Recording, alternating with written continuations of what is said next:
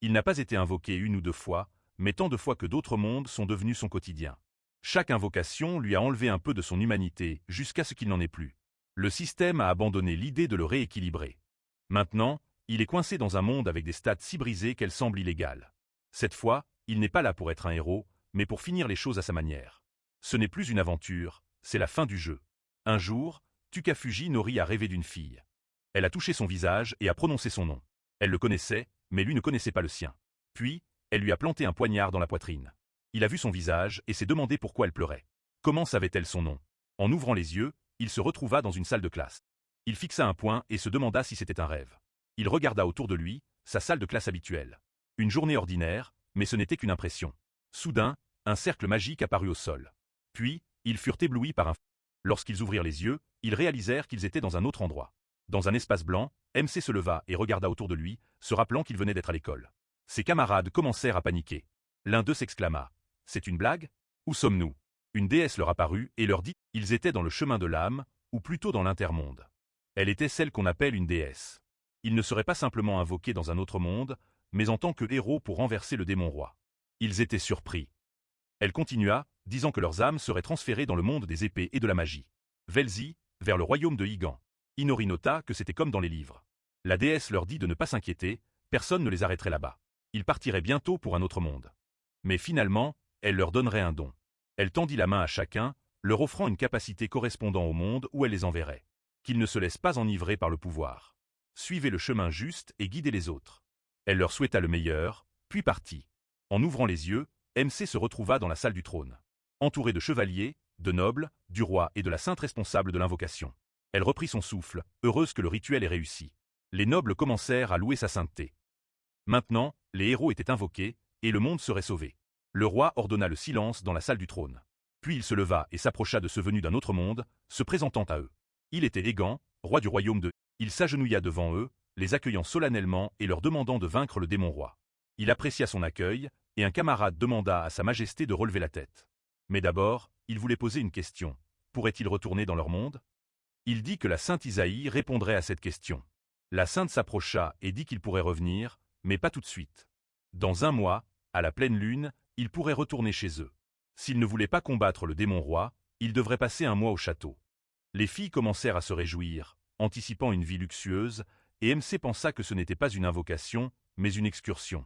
L'une des filles demanda combien de temps passerait dans leur monde, et la sainte leur dit de ne pas s'inquiéter, ils seraient renvoyés au même moment. Le temps dans leur monde ne bougerait pas d'un pouce. Il soupçonna que quelque chose n'allait pas, car tout semblait trop bon et harmonieux. Isaïe demanda s'il y avait parmi eux ceux qui voulaient attendre jusqu'à la prochaine pleine lune et dit que même si tout le monde faisait ce choix, il n'avait pas le droit de les en empêcher. Cependant, elle voulait qu'ils sauvent leur pays. Sauver ce monde. Elle joignit les mains et commença à pleurer. Pendant ce temps, MC pensa qu'après cela, ils se considéreraient tous comme de grands héros. C'était un stratagème pour les inspirer. Ses camarades murmurèrent, et il espérait qu'il n'y avait pas parmi eux des gens assez naïfs pour tomber dans le panneau. Lorsque la discussion se termina, ses camarades dirent qu'ils ne pouvaient pas prendre une décision aussi rapidement. Pourrait-il avoir un mois pour réfléchir? Le roi resta silencieux, réfléchissant, et il regarda ses camarades, pensant qu'ils avaient une bonne idée. Il les aurait soutenus lui-même, mais le roi accepta. Dans un mois, ils devraient tous décider s'ils devenaient des héros ou retournaient dans leur monde, mais aujourd'hui, ils avaient un festin, alors qu'ils en profitent à cœur joie. Ils étaient très heureux, MC sourit, pensant qu'il avait de la chance, dès le premier jour, il pourrait goûter aux délices d'un autre monde. Il voulait faire quelque chose d'intéressant, quelque chose avec beaucoup d'ingrédients à la fois. Soudain, un cercle magique apparut sous ses pieds. Comme en classe, il se gratta le menton, confus, et se demanda s'ils allaient être transportés ainsi. Quelle était la capacité de la magie? Pourrait-elle rassembler toutes les friandises? Il aimerait goûter à la nourriture d'un monde fantastique. Son camarade l'appela nerveusement, demandant pourquoi le cercle était seulement sous lui. MC était confus, puis il fut transporté. La déesse le salua et commença son discours, mais réalisant qu'il n'y avait que lui, elle s'arrêta. Il lui dit qu'il ne s'était pas vu depuis longtemps, quelques minutes. Elle le pointa du doigt, confuse, notant qu'il avait déjà été ici. Cela la troubla car cela ne devrait pas se produire, et il lui demanda si elle l'avait encore invoqué. Elle lui dit que c'était possible, tendit la main et précisa que les règles sont les règles. Étant convoqué, il devait recevoir son don. Le cercle magique réapparut sous ses pieds, et elle remarqua que c'était un cas mystérieux. Elle lui dit au revoir et lui souhaita bonne chance, et il répondit qu'apparemment, elle ne comprenait pas très bien son métier. Il fut transporté. Il remarqua que la dernière fois, le cercle d'invocation était violet, et maintenant il était jaune, et les symboles, à son avis, étaient différents. Mais ce n'était pas le moment d'y penser, car il était attaché à une chaise, entouré de fous scientifiques. Le vieil homme était content que l'invocation ait réussi, et ses collègues dirent qu'à partir de maintenant, il était l'expérience numéro 12. Le vieil homme s'approcha d'Inori et dit qu'il serait peut-être celui qui aurait l'œil magique. MC doutait que le nom d'expérience soit une bonne chose, et se demanda si ce monde était trop difficile pour une seconde fois. Les deux s'armèrent d'outils et le vieil homme dit à son subordonné que l'expérience passait avant tout, et qu'il devait être prudent. Il l'appela docteur et lui dit qu'il avait tout compris, et MC pensa, est-il vraiment un docteur? Il ressemble à un scientifique fou. Le vieil homme commença soudain à agiter un scalpel devant son visage, disant avec enthousiasme qu'ils avaient enfin un vrai œil magique sous le couteau. Cela est donné aux gens d'un autre monde, au moment où ils franchissent la frontière. Il lui montra un ensemble d'outils cachés dans sa cape, disant que c'était leur travail. Inori pensa, donc cette fois son don est un œil magique, le vieil homme utilisa la magie sur lui, et dit qu'il serait triste s'il devenait fou ou sauvage, alors il allait l'hypnotiser pour que rien n'interfère avec son expérience. MC fixa le cercle magique devant lui, mais peu importe combien le vieil homme essayait, l'hypnose avait peu ou pas d'effet. Cela le troubla, et il dit qu'il ne pensait pas que l'hypnose de haut niveau fonctionnerait si mal. Son subordonné l'appela avec excitation, disant que son œil droit voyait tout et son œil gauche était pour la formation. En entendant cela, le vieil homme fut ravi. C'était un spécimen avec hétérochromie. Ils décidèrent d'oublier l'hypnose et de continuer l'expérience pour voir sa réaction, armés d'instruments médicaux. Inori devint nerveux, se demandant s'ils allaient vraiment l'ouvrir sans hypnose. Il devait agir. Il décida d'essayer d'utiliser ses yeux pour s'échapper, et à ce moment-là, un cercle magique vert apparut sous ses pieds. Les deux médecins fous le regardèrent avec surprise, et il sourit, pensant à quel moment parfait il était de se déplacer dans cet espace. La déesse était surprise pour le dire légèrement. Elle nota que c'était la 3e fois. Était-il si attiré par elle? Il demanda ce qui n'allait pas chez lui, et elle répondit que c'était la première fois que cela arrivait, donc elle ne pouvait pas en dire beaucoup. Elle espérait en savoir plus à sa prochaine apparition. MC pensa qu'il avait réussi à devenir ami avec la déesse, mais que l'attendait-il ensuite? Pourquoi parlait-elle de la prochaine apparition? Puis il fut convoqué par une fille de haut rang et une elfe. La femme dit à sa maîtresse qu'elle avait invoqué un monstre anthropomorphe dès son premier essai. Elle avait du talent. Il n'aimait pas comment elle l'appelait. Il était pris pour un monstre et presque forcé de signer un contrat de service. Puis le cercle d'invocation apparut à nouveau, et il retourna auprès de la déesse, qui soupira, notant qu'il ne se lassait pas de cela. Il lui demanda si elle connaissait la raison de tout cela, et elle répondit qu'il n'y avait pas de temps, donc elle expliquerait brièvement. L'invocation choisit une personne avec une âme forte, nécessaire pour franchir la frontière, mais son âme était trop forte. Il la regarda avec étonnement, disant qu'il n'était pas un saint, à peine une bonne personne. Elle répondit que cela n'avait pas d'importance. Ce qui compte, c'est la force de l'être intérieur. Si son âme avait été sécurisée avec un contrat de héros, cela ne serait pas arrivé. Elle tendit la main, lui accordant une nouvelle capacité. Cette fois, le vol de capacité, et il fut convoqué par une belle fille, recevant 4 dons au final. Il essaya de faire un contrat avant de retourner à la déesse, mais le cercle magique apparut plus vite. Lors de la 5e invocation, une fille l'invoqua avec de la magie noire. Apparemment, son don était lié à cela. Lors de la 6e invocation, il devint le démon roi, ressuscité par ses sujets loyaux, mais retourna rapidement auprès de la déesse, qui remarqua qu'il avait collecté plusieurs de ses dons. Il était d'accord, puis elle déclara que la prochaine fois serait la dernière.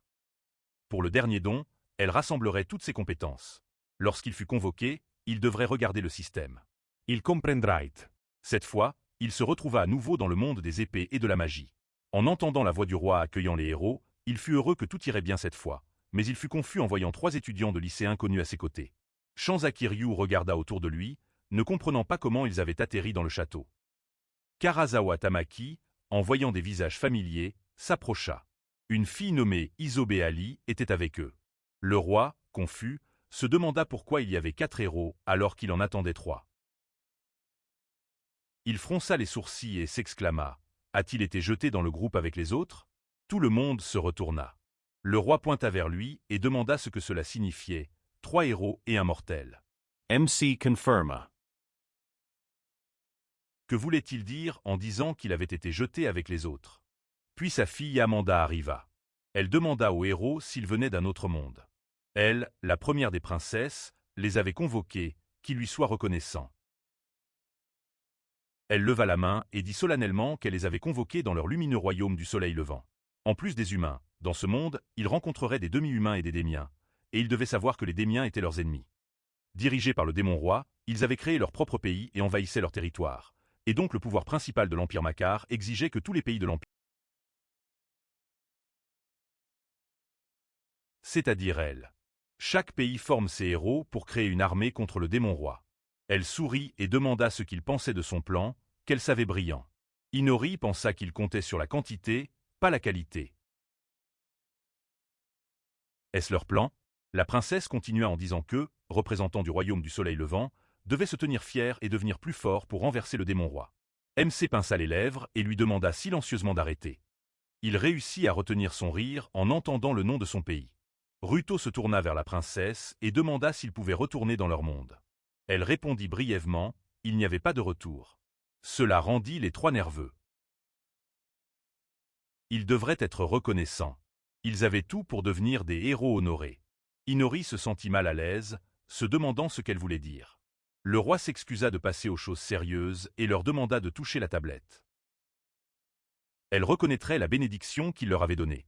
Le page de cour leur présenta les tablettes, et MC observa. Celle de Ruto était la bénédiction de rupture de limite, celle d'Aoi la création de barrières, et celle de Tomaki, l'affinité magique. Sa bénédiction était la détection. Le roi était confus, tout comme lui. Il avait reçu une bénédiction étrange, ne correspondant pas à ses trois héros. Ensuite, ils furent emmenés pour mesurer leur pouvoir physique et magique. Ruto démontra des résultats surhumains dans ses capacités physiques, et Aoi et Tomaki montrèrent une maîtrise inhumaine de la magie. Sa magie extraordinaire se termina à un niveau complètement ordinaire, ce qui lui donna l'impression que son corps avait été beaucoup plus fort avant cette invocation. Il perdit face aux filles et au sport. C'est dommage, mais c'était attendu, ils sont héros pour une raison. Plus tard, ils décidèrent de se rassembler dans la chambre de Ruto pour discuter des prochaines étapes. Dès qu'Inori entra, il remarqua que sa chambre était plus spacieuse que la sienne. La voix de Tomaki le distrait. Elle demanda à Ruto ce qu'il faisait là, ce n'était pas un héros. MC sourit, elle lui dit en face. Tomaki dit qu'elle ne s'inquiétait pas tant pour lui, juste curieuse. Il pensa qu'elle s'inquiétait en fait. Ruto lui demanda de ne pas dire ça. Sa détection était une compétence utile. MC réalisa que tous les héros ne pensaient pas de la même manière. Et Ruto dit qu'il était d'accord, il ne pourrait probablement pas se battre. Mais personnellement, il aimerait être protégé par les barrières d'Aoi. Elle dit qu'elle comprenait tout. Et Inori y pensa. Tomaki énergique, en contraste, Aoi silencieuse, un beau visage qui en dit long. Dans l'ensemble, ils ne sont pas les plus beaux. Les voilà, chanceux avec une vie personnelle. Tomaki demanda s'il valait la peine de rester ici. Ruto réfléchit, et juste avant de parler, MC s'exclama, « N'est-ce pas merveilleux ici ?» Que pourrait-il reprocher? Il mit son doigt sur ses lèvres et leur montra une note disant qu'ils étaient écoutés. Mieux valait ne rien dire d'inutile. Ils se tendirent tous et tombèrent silencieux. Grâce à son don, Inori comprit tout de suite. C'est difficile à croire, mais son pouvoir est puissant. Il peut sentir la présence de gens et d'animaux derrière les murs. Il y a quelques années devant leur porte. La servante avait fini son travail, mais pour une raison, elle revint. Où était ce quelqu'un d'autre? Il regarda les carnets et écrivit une note demandant à Aoi de créer une barrière pour bloquer le son. Elle hocha la tête, se mit au centre de la pièce et éleva la barrière au-dessus d'eux. Après cela, elle dit qu'elle avait réussi, mais qu'elle n'était pas encore habituée, donc elle ne tiendrait pas longtemps. Ruto la remercia avec un sourire, ce qui la gêna un peu, et MC leur demanda silencieusement de flirter ailleurs. Tamaki demanda pourquoi il les espionnait. Ruto devint sérieux et dit qu'il ne savait pas si elle s'en rendait compte. Leur pouvoir ne rentrait pas dans les normes de ce monde. Comment pouvaient-ils savoir s'ils ne décidaient pas de plonger le pays dans le chaos? C'est pourquoi ils agissaient discrètement. Tomaki s'exclama. De quoi parle-t-il? C'était eux qui les avaient convoqués. MC dit qu'il pensait que ce pays traversait des moments difficiles. Il n'en était pas sûr, mais probablement l'État était en crise. Leur roi s'occupait de trop de choses. Tout ira bien. Il ne devrait pas avoir à gérer tout cela. De plus, il avait trop peu de vassaux et presque pas de garde. Tomaki acquiesca. Elle y avait pensé aussi. Mais ils étaient bien nourris, non? Ça coûte de l'argent. Il répondit que la nourriture était ordinaire, juste remplie d'ail et d'épices. Il grimaça légèrement, se demandant si elle aimait ça. À son avis, la nourriture était très spécifique. Il nota que cette chambre ne ressemblait pas à celle d'un héros, comme si un soldat y avait vécu. Sa chambre était encore plus petite.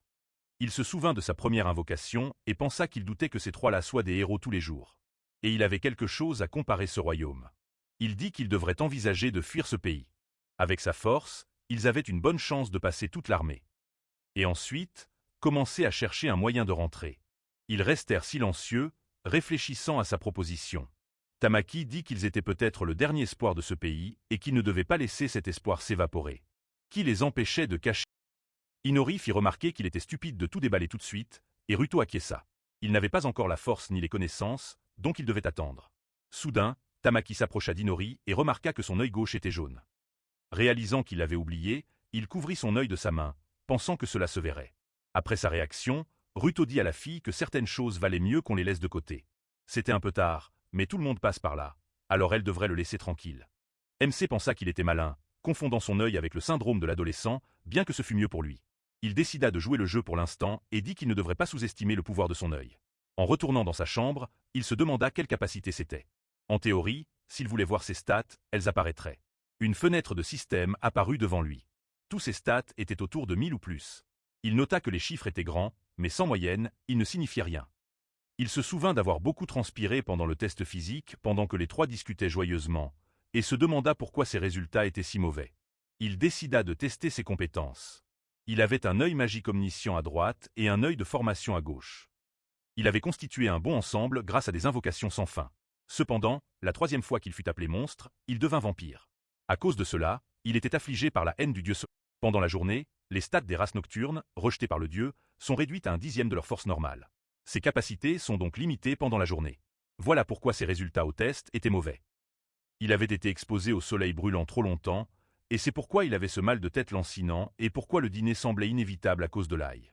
Même concernant ces deux filles, c'était en fait leur sang qui l'attirait. Il était tellement concentré sur sa compétence de détection qu'il avait oublié son subconscient.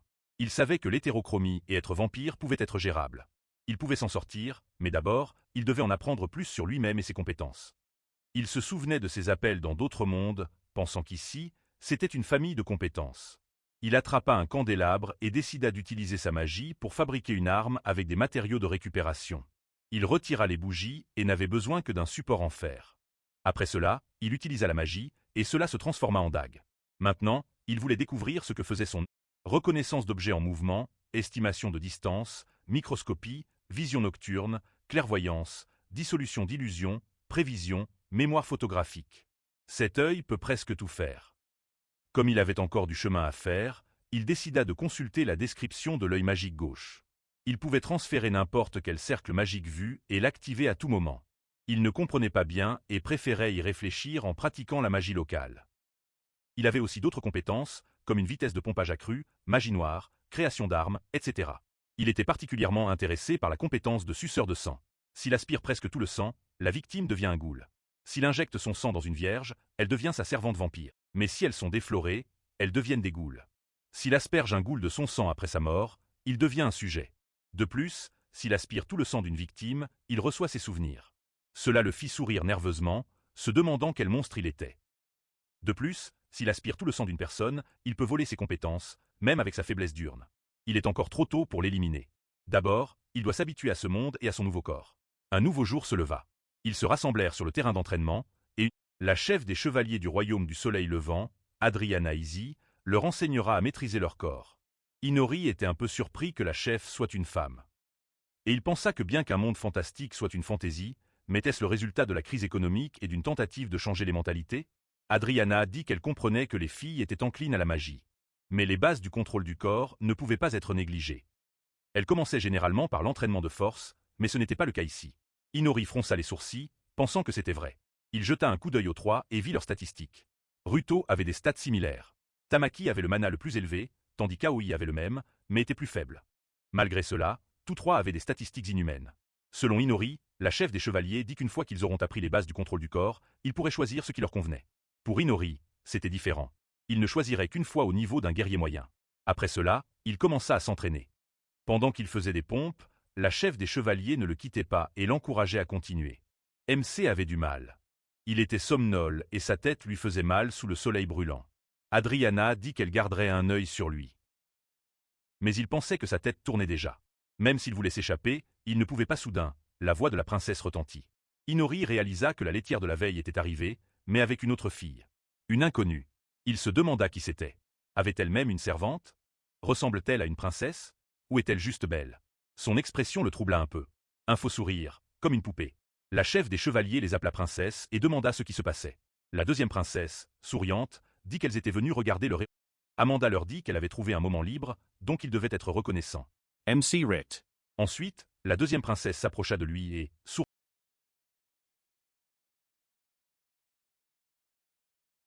Après l'entraînement, ils allèrent dans l'une des salles du château, et Arya lui dit qu'il y aurait des cours l'après-midi. Il la regarda, pensant que c'était mauvais. Il était mis dans une classe séparée, et les trois autres étaient ensemble et enseignés par l'aînée des princesses. La raison est simple. Amanda dit qu'elle n'allait pas enseigner un non-héros, c'est scandaleux. Il soupira, pensant que ce n'était pas le moment d'être contrarié. Un jour, il atteindra aussi son niveau. Arya décida de commencer la leçon. Elle prit un livre et avant de commencer le cours. Inori leva la main pour poser une question. Elle demanda ce qui se passait et il demanda si elle n'était pas la sœur cadette de la première princesse. Elle lui répondit que ce n'était pas vrai. Elle est plus âgée d'1 an, mais c'est elle qui héritera du trône. Il trouva cela vraiment compliqué. L'âge ne détermine pas toujours l'héritier. Il décida de ne plus lui poser de questions et retourna à la leçon. Selon les cours, le royaume du soleil levant a été fondé par une sorcière, membre d'un groupe de héros qui a vaincu l'ancien démon roi. C'est-à-dire que leur fondatrice était une sorcière. Cela a renforcé la croyance en les sorcières, et les femmes sont généralement plus valorisées. Pendant des années, le trône a appartenu à des reines. L'actuel souverain, le mari de la reine, est le régent. C'est leur forme de gouvernement. La reine peut priver le roi de son pouvoir par un divorce.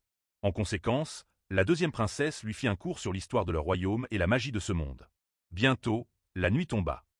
Il retourna dans sa chambre et, en feuilletant un livre, pensa que demain, quelque chose lié au principe de la magie locale l'attendait. Les leçons de magie pratique commencent après-demain. Il emprunta un grimoire sur les bases de la magie à la deuxième princesse. Bien sûr, c'était impoli de demander après s'être endormi pendant sa leçon. Mais son sourire de poupée ne quittait pas son visage. Il trouva une image d'un cercle magique dans le livre. Il pouvait maintenant essayer ce qu'il n'avait pas réussi hier. Il utilisa l'œil de formation magique pour sauvegarder les cercles magiques vus et les activer. Mais rien ne fonctionna.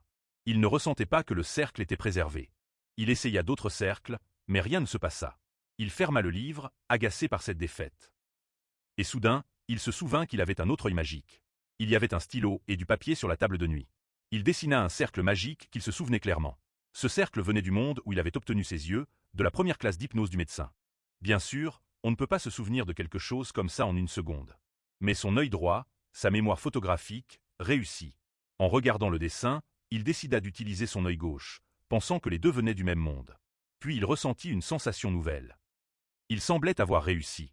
Il décida de le tester et appela sa servante Nala. Lorsqu'elle entra, il lui demanda une faveur.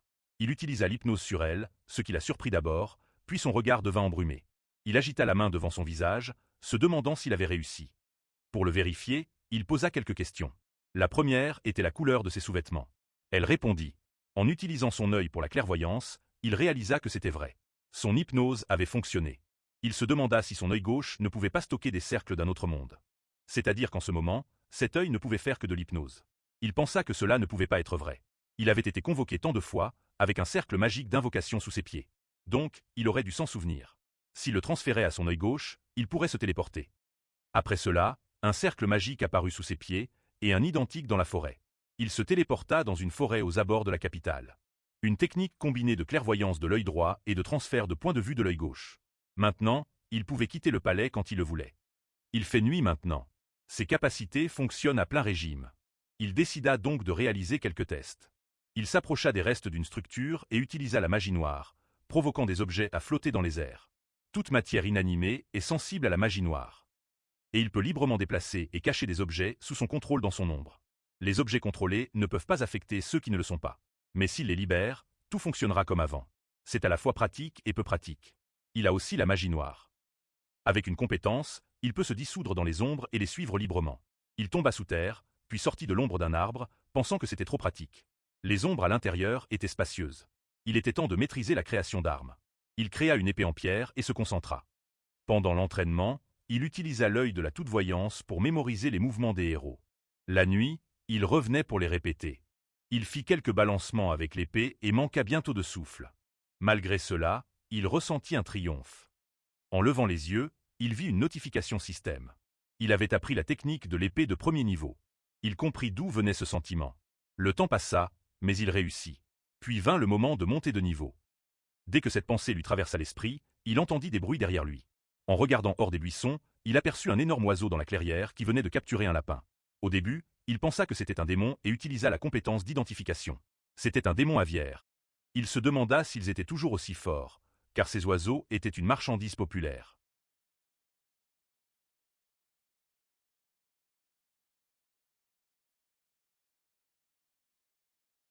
Il essaya d'évaluer les autres démons dans sa forêt.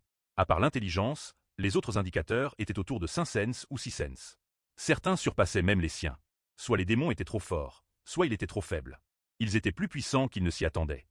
Bien sûr, il avait encore une chance en 1 contre 1. Mais s'il l'entourait, il serait fini. Sans monter en niveau, il ne pourrait pas gérer. Pendant ce temps, la deuxième princesse errait dans les couloirs du château. Le chef de la nuit se mit en travers de son chemin, lui disant de ne pas sortir sans escorte à cette heure. Arya sourit et demanda si elle pouvait lui parler. On lui dit qu'elle n'utilisait pas d'outils magiques pendant l'entraînement des héros. Elle confirma. Les 3 héros s'entraînaient avec des armes d'entraînement. Anori faisait des exercices de force, et lui donner quelque chose de plus sérieux avant qu'il ne maîtrise les bases était inacceptable. Arya ne la laissa pas finir et demanda quel était le problème. Il toucherait bientôt aux outils magiques, alors pourquoi ne pas les expliquer tout de suite? Egiana la regarda attentivement et, après une pause, admit qu'elle avait raison. S'il les maîtrisait, il deviendrait plus fort. Mais compter sur ce pouvoir dès le départ perturberait la discipline. Elle croyait qu'il était plus important d'éloigner toutes les tentations et de tempérer leur corps et esprit. Arya n'aimait pas ses paroles, mais elle força un sourire et dit qu'elle avait raison. Pas de quoi s'inquiéter avec le plus fort à leur côté. Egiana la regarda tristement et dit qu'il avait longtemps manqué de son ancien sourire. La princesse resta silencieuse, puis se détourna et affirma que son sourire n'avait pas changé. Egiana lui demanda prudemment ce qu'elle pensait de leur future reine. En regardant un portrait, elle dit qu'elle avait du talent, des principes et convictions. Les gens l'aimaient. Elle était digne du trône. Elle demanda si elle le pensait vraiment. La princesse répondit « De quoi parle-t-elle? On ne sait jamais où quelqu'un pourrait tomber. Un jour, le royaume pourrait considérer ces paroles comme une insulte. » Elle répondit qu'elle comprenait, puis la princesse partit, lui disant silencieusement de ne pas s'inquiéter. 2 semaines s'étaient écoulées depuis leur invocation, et les 3 s'entraînaient rapidement. Ruto avait déjà noué des liens avec l'épée. Maintenant, il n'apprenait que l'escrime. Tamaki avait choisi un bâton. En théorie, cela devrait l'aider à se concentrer sur les sorts, mais pour elle, le bâton n'était qu'un gourdin. Elle semblait avoir des muscles à la place du cerveau. Arya apprenait le tir à l'arc. Un archer est sans défense en visant, mais avec ses barrières, c'est sans problème. Un maître au corps à corps, tir à distance, et puissance destructrice, soutien et protection à tout moment. Voilà une équipe équilibrée. Il y a 3 jours, MC a commencé un entraînement sérieux, non pas en escrime, mais en dague, arme de jet, furtivité et piège. Il comprit qu'il voulait faire de lui un éclaireur, ce qui avait du sens, car ce rôle, associé à son don de détection, est parfait. Pour ses autres capacités, il n'a pas besoin de nourrice. Chaque nuit, il s'entraînait dans la forêt, contrôlant des dagues avec magie noire. Quand il attendait le bon moment, il coupa le lien avec la dague, et ensuite, elle transperça le tronc de l'arbre. En voyant cela, il pensa que les leçons du jour étaient presque impossibles à mettre en pratique, et elles s'enregistraient à peine dans sa tête. Cette haine du dieu soleil l'irritait tant. Pourra-t-il s'en débarrasser en montant de niveau? Après l'entraînement avec la dague, il était temps de progresser. Se déplaçant dans l'ombre, il suivit le démon oiseau, et quand il fut distrait par la nourriture, il sortit de sa cachette et s'approcha. L'oiseau le remarqua trop tard, alors il fit ce qu'il avait prévu. Avec la création d'armes, il usa de magie noire pour lier le démon. L'oiseau cria en essayant de s'échapper, et il le fixa dans les yeux, utilisant l'hypnose.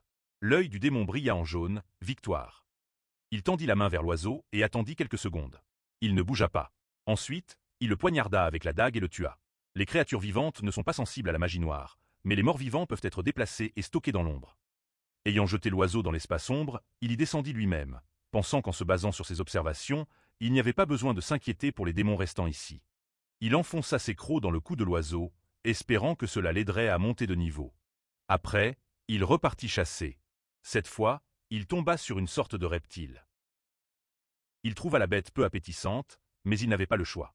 Tant que c'était rentable, il continuerait à chasser. Dès que la lumière se leva, il se téléporta dans sa chambre et alla se coucher. Chaque nuit, la même routine. Le matin, la servante le réveilla, et il pensa qu'il ne la garderait pas sous hypnose éternellement, juste quand il en avait besoin. En 2 semaines, il avait extrait beaucoup d'informations sur le royaume grâce à l'hypnose. La reine actuelle ne pouvait pas avoir d'enfant. Le pays est basé sur un système matriarcal. La reine donne naissance à une fille pour hériter du trône. Ainsi, le royaume continue d'exister. Mais pour une raison inconnue, de nombreux membres de la famille royale moururent de maladie, ce qui pourrait mener à des conséquences tragiques. Pour éviter que le royaume soit sans héritier, la fille d'un comte devint la concubine du roi. Un bébé naquit, nommé Aria. Son nom signifie Héri, élève assidu, favorite du peuple. Tous se réjouissaient de son succès jusqu'à ses 7 ans. Cette année-là, le roi et la reine eurent enfin une fille, qu'ils appelèrent Amanda, signifiant bien-aimée. La reine aimait sa fille et elle hérita d'un talent pour la magie. Aria n'avait plus besoin d'étudier assidûment pour hériter du trône. Quand Amanda eut 7 ans, elle devint la première princesse, laissant Aria dans l'ombre. La signification de son nom s'effaça, et elle perdit tout intérêt pour elle, se retrouvant seule. Oubliée par la reine, elle vécut dans le château comme une poupée. Assis à l'une de ses leçons, il la regarda et pensa qu'elle était comme lui, n'attendant rien de personne. La voyant allongée, elle lui demanda de se réveiller. S'il dort, il sera vide. Il bâilla et pensa qu'il était si longtemps qu'il n'avait pas écouté une leçon instructive. Après quoi, elle dit que c'était triste, bien sûr, qu'il manquait de talent pour la magie, mais il était enseigné des techniques d'intelligence et d'espionnage. Il ne pensait pas que c'était là que résidait son talent, il y réfléchit. Il ne pouvait pas utiliser la magie de ce monde.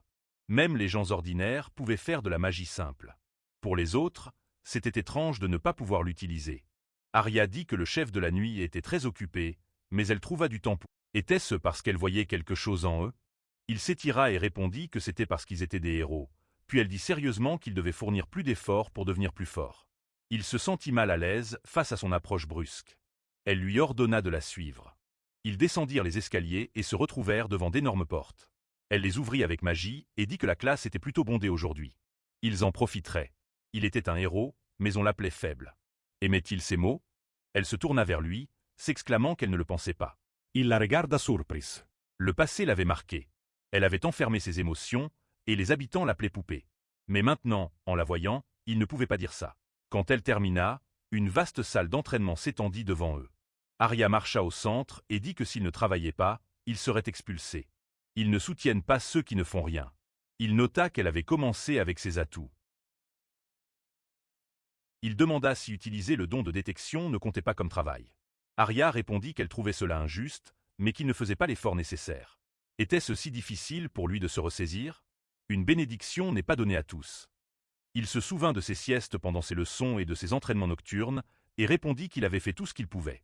Elle serra nerveusement le poing, et il ajouta qu'il était loin de ses 3 héros, sans talent pour apprendre. Chacun a ses limites.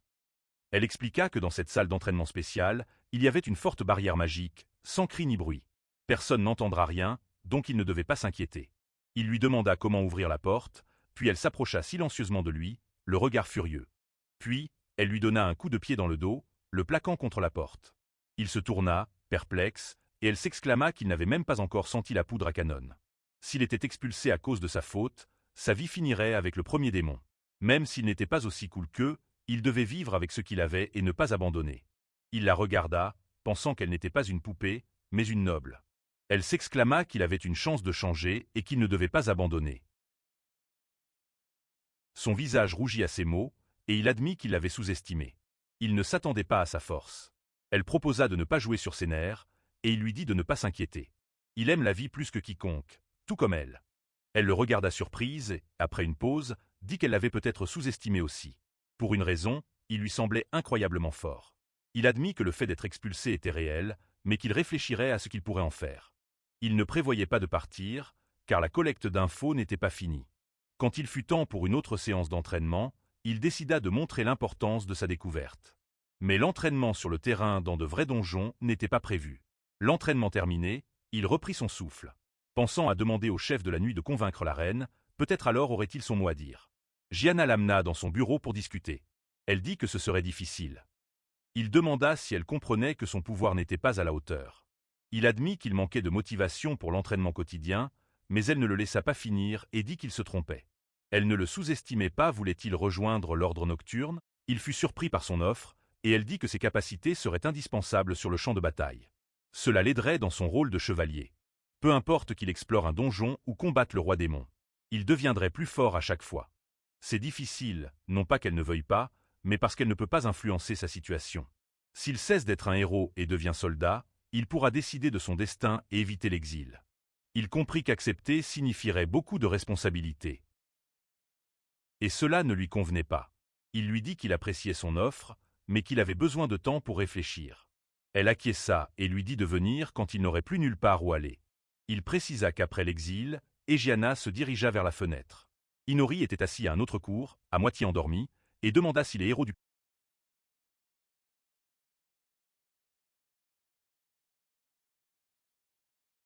Il fut surpris par cette nouvelle, et elle dit avec un sourire qu'il n'y serait pas non plus. Il se demanda pourquoi. Il comprit immédiatement ce qui se passait. Il était le 4e roux. Le lendemain, tous rendraient hommage. Et le MC, regardant la célébration par la fenêtre, pensa à leur crise financière. N'y avait-il vraiment pas assez de place pour l'invité?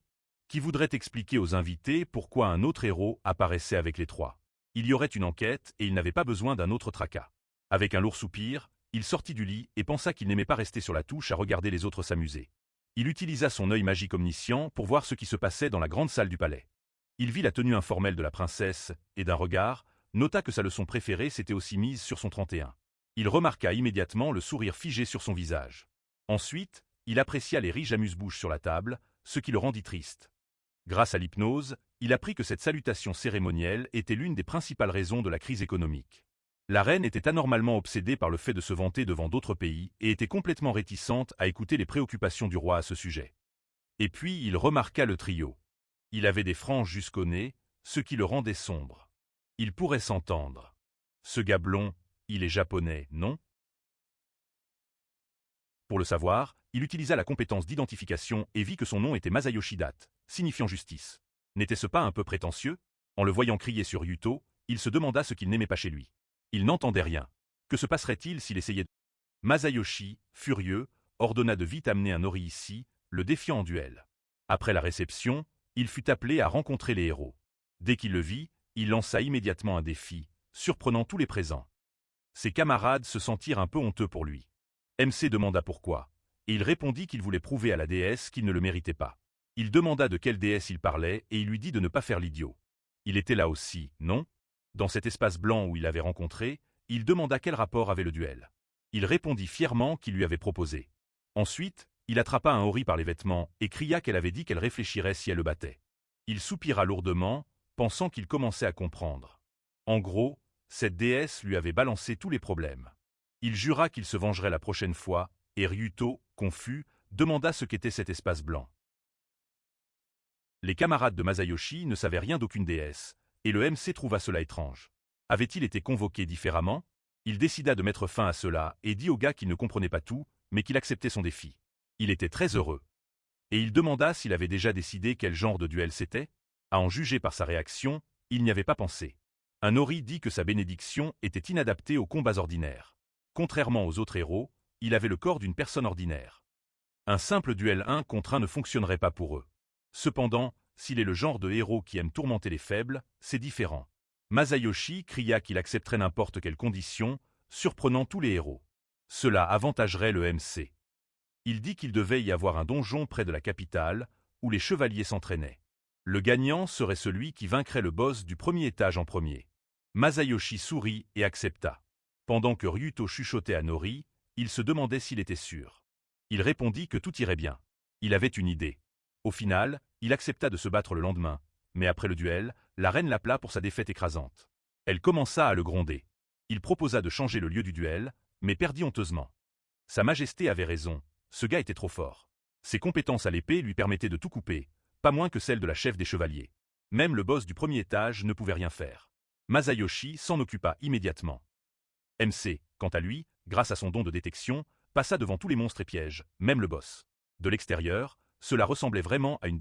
La reine dit avec mécontentement que jusqu'alors, elle avait fermé les yeux sur sa paresse et son incompétence, car son mari et le maître des chevaliers, dont elle croyait les paroles, avaient plaidé pour lui, parlant de son potentiel inexploité. Mais maintenant, le moment était venu, où il avait nui à la réputation de leur pays, et elle ne le tolérerait plus. Un silence oppressant régna dans la salle du trône pendant quelques secondes, puis la reine déclara bruyamment qu'il était banni du royaume, mais il ne fit que sourire en réponse. Tous autour restèrent impassibles. Il s'y attendait. La reine demanda s'il avait des objections, et il répondit qu'il avait gagné. Nuisance à la réputation du pays. Qu'est-ce que c'était? Elle lui rappela qu'il avait perdu le duel, et il acquiesça, mais que seule sa dignité était en jeu. Elle ne comprit pas de quoi il parlait, et il expliqua qu'il parlait de la dignité de devenir l'homme d'une déesse. Il avait été convenu que ce duel resterait secret pour tout le monde sauf eux. D'abord, il n'était pas du tout un héros. Il était un homme qui n'avait même pas été présenté au pays, et il n'était pas celui qui déshonorerait le royaume. Ce duel était simple. Cependant, cela ne signifie pas qu'il était resté inactif. Après ces mots, ils placèrent 2 sacs complètement remplis de pièces d'or et de bijoux à ses pieds, et il dit qu'il avait apporté un modeste souvenir du donjon. À la vue d'une telle énorme quantité d'or, la reine et sa fille s'étonnèrent, et il ajouta que c'était le trésor du premier étage. Il ne peut pas rivaliser avec le héros, mais il ne peut pas partir les mains vides. Satisfaite, la reine examine alors. MC dit avec un sourire que, grâce à sa bénédiction, c'était facile, et tout cela était fait pour qu'il voie la valeur. La deuxième princesse était très surprise. Elle s'attendait à ce qu'il soit expulsé, et donc le visiteur gênant était satisfait de sa victoire et rentra chez lui. Comme il n'y avait plus d'obstacles, l'exil ne menaçait plus Nori, et il pouvait se mettre à la chasse sérieusement. Cette nuit-là, il s'enfonça dans la forêt. Ayant déjà mangé quelqu'un, il émergea des ombres, lassé des oiseaux. Remarquant quelque chose d'étrange, il regarda autour de lui, se demandant s'il se passait encore quelque chose. Il n'y avait que des arbres, donc ce n'était pas clair, mais son don de détection le faisait souffrir. Il toucha son menton et réalisa que ce n'était plus ce don. Quelque chose d'autre l'aiderait ici.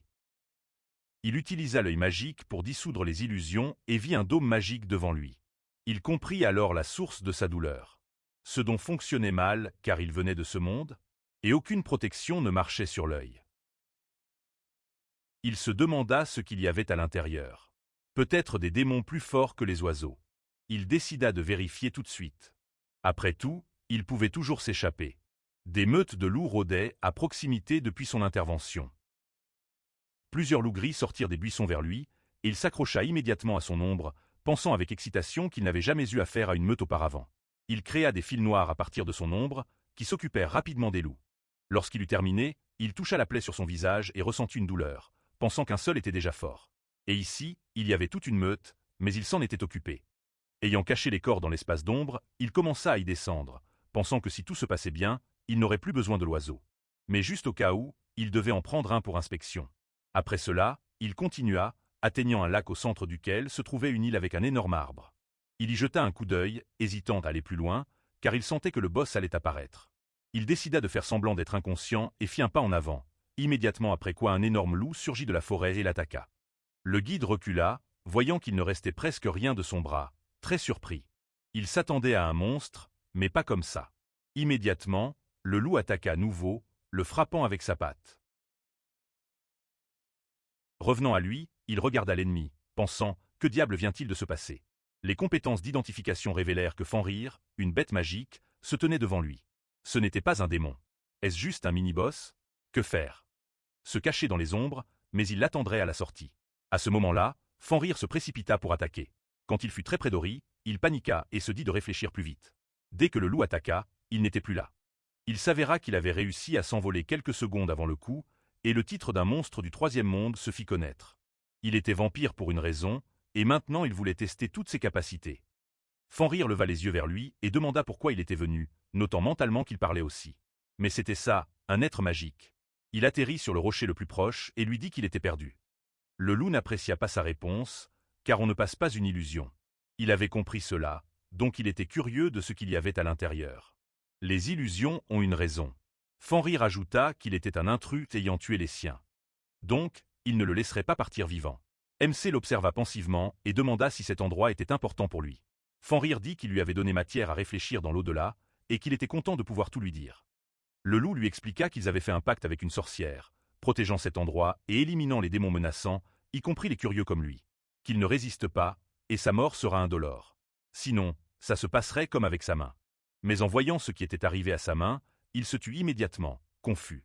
Pendant qu'il lui disait tout cela, il avait déjà réussi à guérir toutes ses blessures sans s'en rendre compte, réalisant que c'était grâce à ses capacités de vampire, et il dit qu'il ne s'attendait pas à une régénération si forte. Fenrir grimaça, notant qu'il n'était pas un gars ordinaire. Puis, il se jeta sur lui, hurlant qu'il ne sortirait pas vivant. MC ne s'attendait pas à une attaque si rapide. Il sauta sur le côté, juste avant que les mâchoires du loup ne se referment. Grâce à son œil droit, il put voir son attaque, mais continuer ainsi serait difficile. Il s'éleva plus haut et pensa que bien qu'il puisse voler, il aurait du mal à dépasser la falaise. Il devait rester en l'air pour l'instant et essayer de glisser vers le bord de la forêt. Il chuta brusquement et Fenrir se tourna, le regardant du haut de la falaise, puis Nori vit quelque chose de brillant voler vers lui à grande vitesse. Il couvrit immédiatement son visage de ses mains pour se protéger, et ces objets tranchants brisèrent tous les arbres autour de lui. Il s'avéra que Fenrir lui avait lancé des touffes de fourrure, aiguisées comme des lames. MC urla de dolor.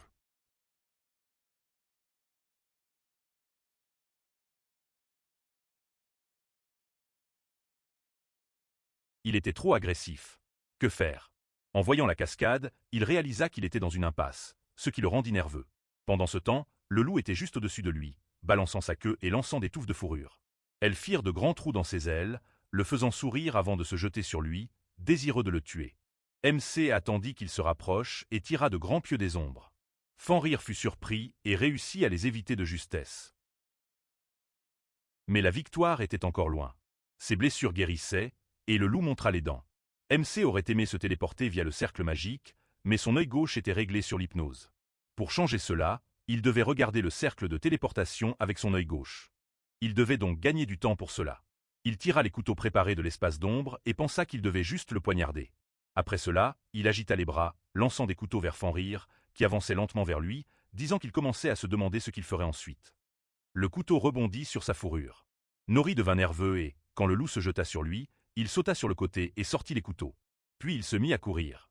Les couteaux rebondirent encore. Il dit que cela ne le tuerait pas, puis balança sa queue, lançant des aiguilles aiguisées vers lui. MC étendit immédiatement les bras devant lui, et lorsque l'une des aiguilles le frappa au ventre, il réalisa qu'il n'y avait aucun sens à essayer de tout protéger. Son cœur et ses jambes suffisaient.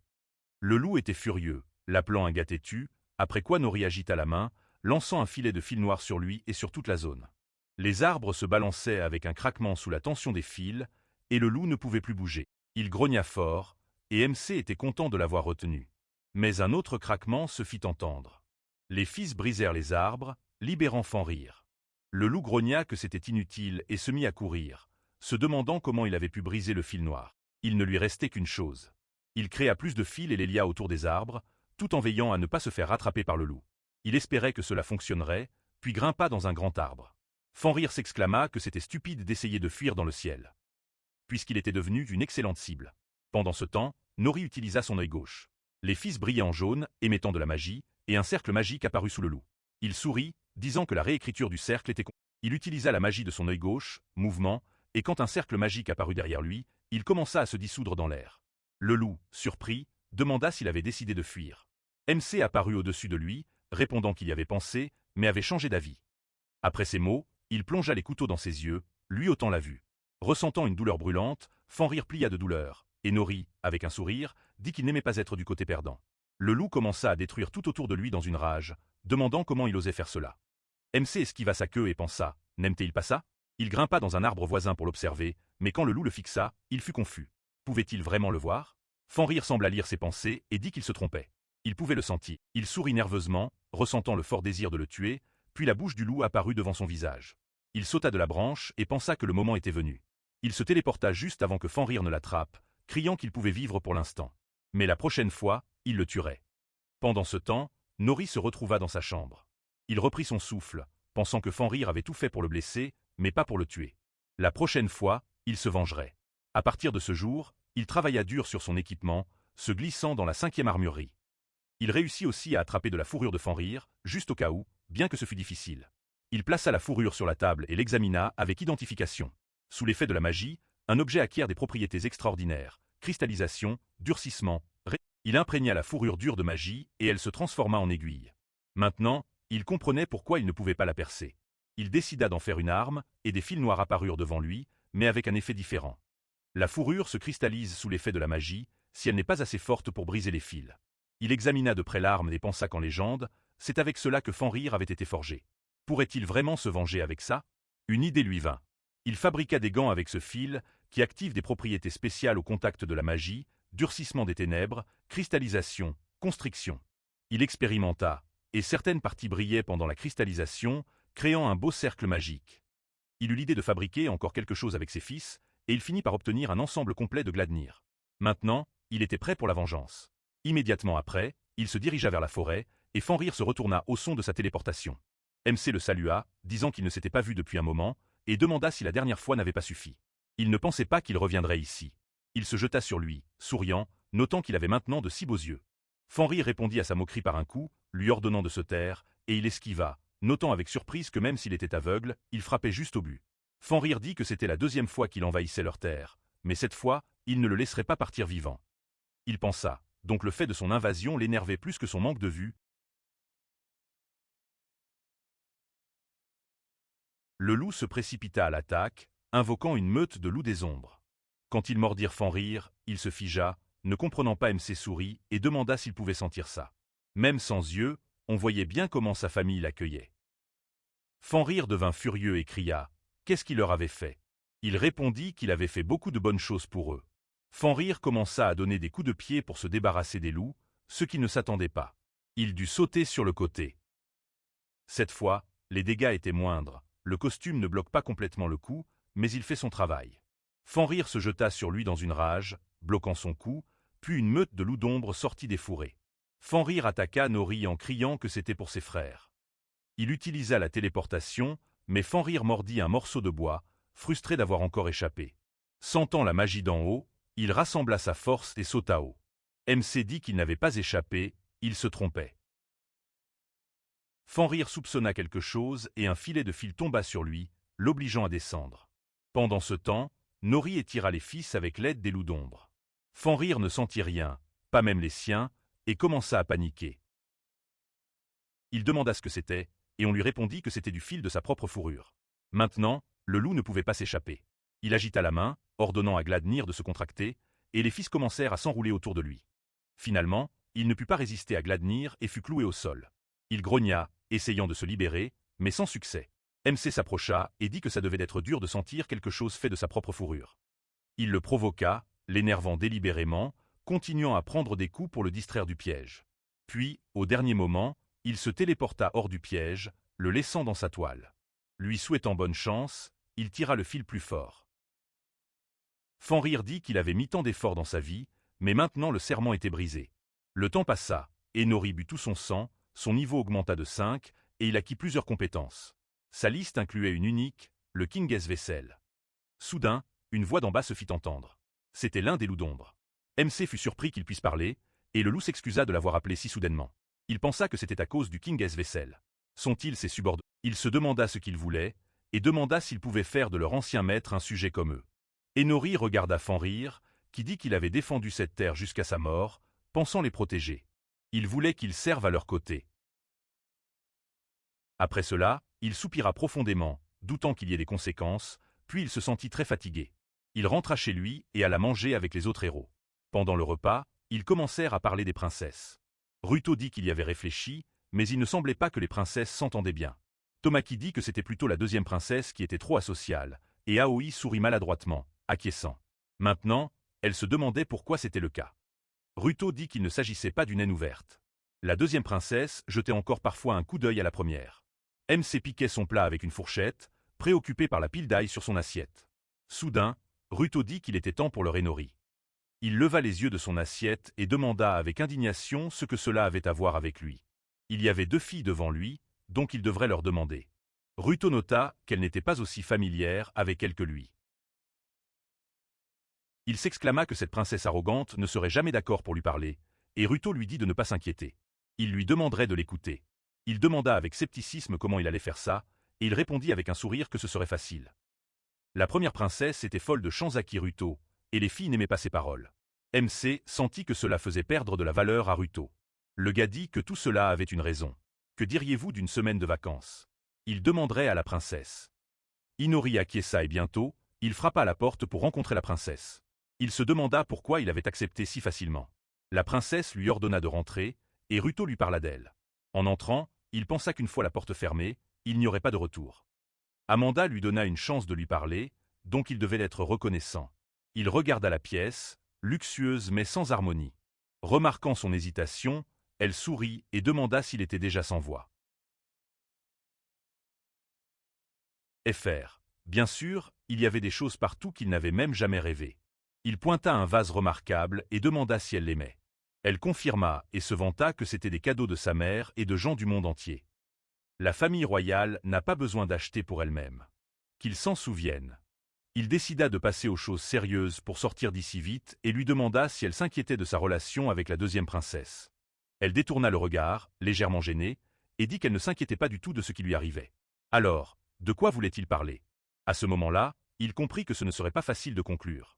Amanda dit qu'on lui avait dit qu'il était venu pour les réconcilier, mais elle ne voulait pas faire la paix. Il demanda, irrité, Fr. Elle commença à tirer sur sa main, pensant que cela ne marcherait pas. Il devait utiliser sa carte maîtresse. Il dit que tout était de la faute de Reto. Il avait tout arrangé pour l'aider, mais si elle ne voulait pas, tant pis. Bien sûr, quand Reto l'apprendra, il sera déçu que ses efforts aient été vains. Amanda s'inquiéta et lui demanda d'attendre. Elle voulait tout lui expliquer, mais il était impatient. Enfin, il réussit à la faire parler. Pour se distraire, elle commença à se coiffer et dit que tout était différent avant. Elles étaient plus proches. Elle jouait souvent avec elle. Où qu'elle aille, elle la suivait. Mais à un moment, elles s'éloignèrent. À 7 ans, elle reçut le titre de première princesse. On lui dit que sa sœur n'était pas la fille de leur mère. Tout commença alors. Pour devenir reine, elle devait étudier dur chaque jour. Elle réalisa à quel point la deuxième princesse, sa sœur, était gentille. Elle rêvait de passer du temps avec sa sœur, mais les adultes ne le permettaient pas. Un fossé se forma entre elles. Elle baissa les yeux, se détourna d'Inori, et dit qu'elle en avait fini. Maintenant, il comprenait qui était vraiment la première princesse. Son arrogance et son comportement venaient de son éducation. Le manque d'harmonie dans la pièce en était un exemple. Son propre style n'était pas là. Tout lui était imposé, y compris sa personnalité. Elle ne pouvait s'accrocher qu'à son statut de princesse pour ne pas se perdre. Elle devint gênée et lui demanda de dire quelque chose. Pour qui racontait-elle tout cela? Elle envisagerait d'écouter ses conseils. Il pensa que son arrogance était sa fierté. Il demanda pourquoi elle ne s'approchait pas d'elle pour dire « Appelons-nous sœurs ». Elle répondit timidement qu'elle ne le dirait pas.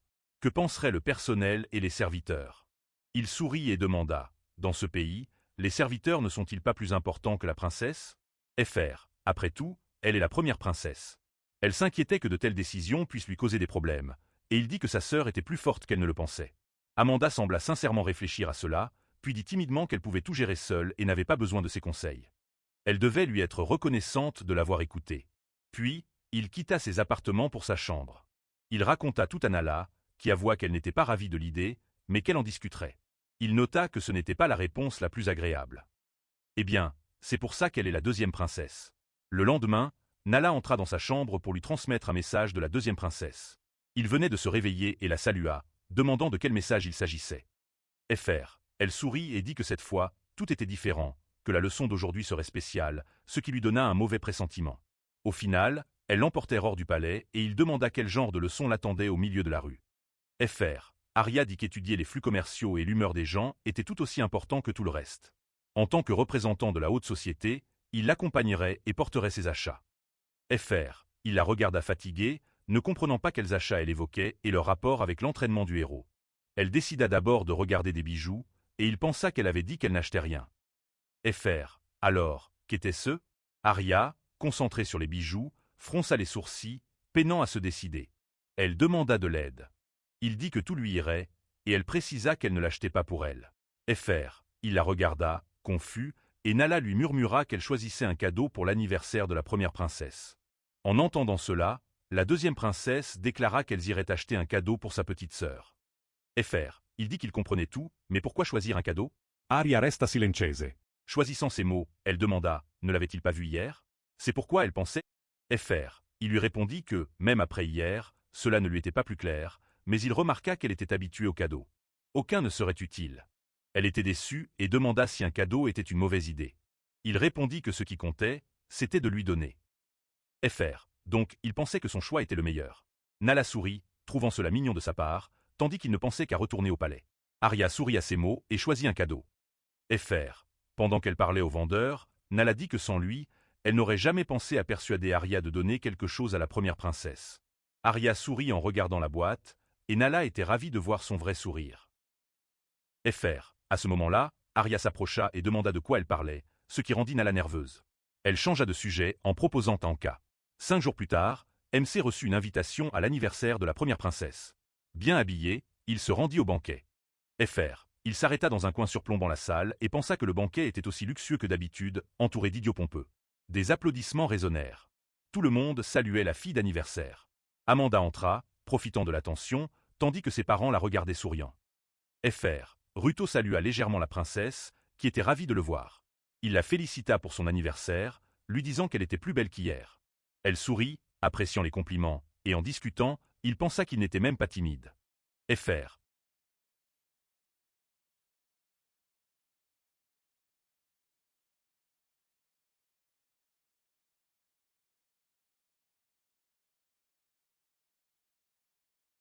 Fr. Il regarda autour de la salle de banquet à la recherche d'Arya.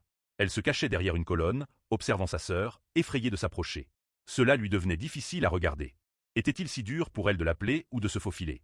Il décida de l'aider un peu pour le week-end. Fr. Quand il s'approcha d'elle, elle lui demanda comment l'appeler. Il dit qu'il allait faire quelque chose, mais qu'elle ne devait pas le prendre personnellement.